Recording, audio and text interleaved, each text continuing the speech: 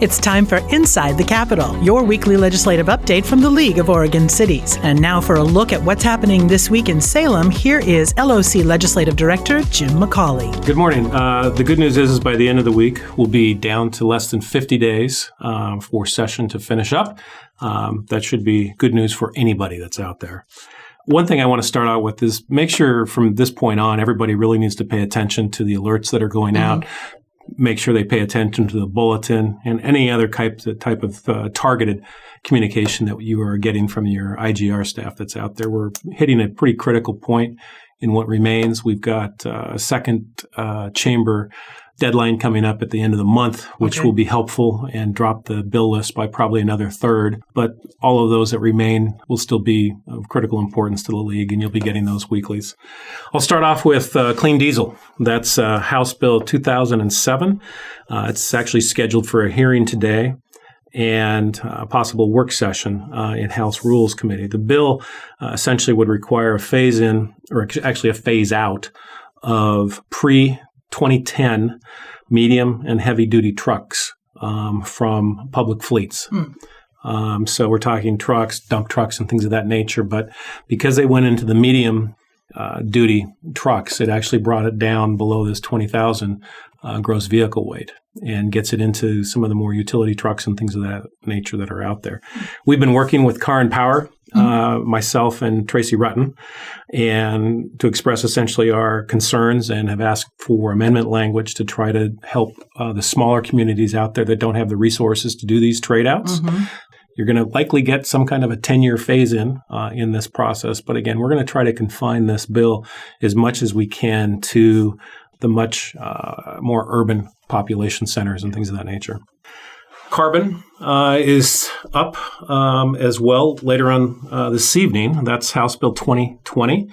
They are now working on the Dash 84 amendments, and Legislative Council is going to be walking them through those amendments this evening during committee. Tracy and I have been working on this bill since the beginning of the session, and my guess is this is going to take all of those remaining days to try to find a path forward if this bill is going to move at all. We have been really concerned about a number of elements in the bill. They still have a huge public contracting requirement in this, and they are essentially combination of what has been offered over the last decade, actually, in a series of public contracting efforts that they just jammed into this bill and are going to make it even less affordable to be able to build some of these projects because of some of the elements that are in there. So we're going to continue working on that, but it's going to be important for people to stay tuned on that bill and be able to voice concerns as this gets, we get a little bit more daylight on what these amendments look like. Speed bills. Senate Bill 558, 559, 560, and House Bill 2702. I've been working for the last couple of weeks to try to get vote counts from the Joint Transportation Committee because these bills are essentially held up at this stage. And my message is pretty simple to the members. If you want these bills, you're going to need to make some contact with the committee. They're going to need to understand that it's important to you to get some of the authority that Portland has had for the last few years in terms of both setting your speeds on those high crash corridors or neighborhood streets. They're also going to want to hear from you on the radar component of those bills. So that was all in the bulletin alert. So get that input in or none of these bills are going anywhere.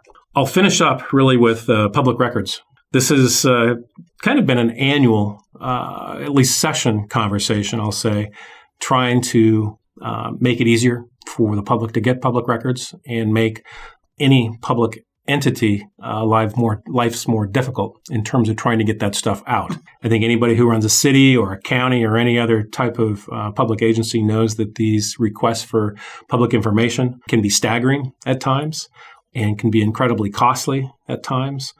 And this bill is being heard right now. It's House Bill 2353.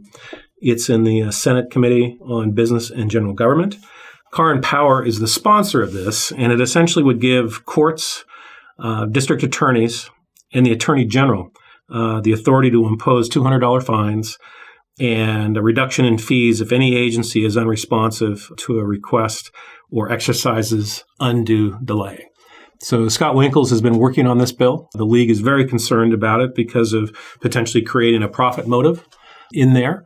It's kind of interesting because this bill was actually opposed by the Oregon District Attorneys Association. So they don't see a particular value in this or see this at any kind of a crisis for lack of responsiveness from any public agency that's out there. So we're going to be fighting this. It's in the Senate. We have to make sure that we let that committee know that we oppose it. It presents a lot of concern, or should present a lot of concern, to any public agency out there, regardless of size. So please make sure you get a hold of your committee members on that Senate Committee on Business and General Government. It's in the bulletin this week. And that wraps it up for today. Thanks for listening to this week's Inside the Capitol. Episodes of this microcast are recorded every Monday and released the same day, so be sure to check out the show notes for links to the bills mentioned, as well as a link to the LOC Bulletin for up-to-the-minute information. As always, if you have suggestions for topics for this podcast or for City Focus, please send me an email at cityfocus@orcities.org. You can also follow us on Facebook and Twitter, and be sure to subscribe so that you're notified when we publish new content.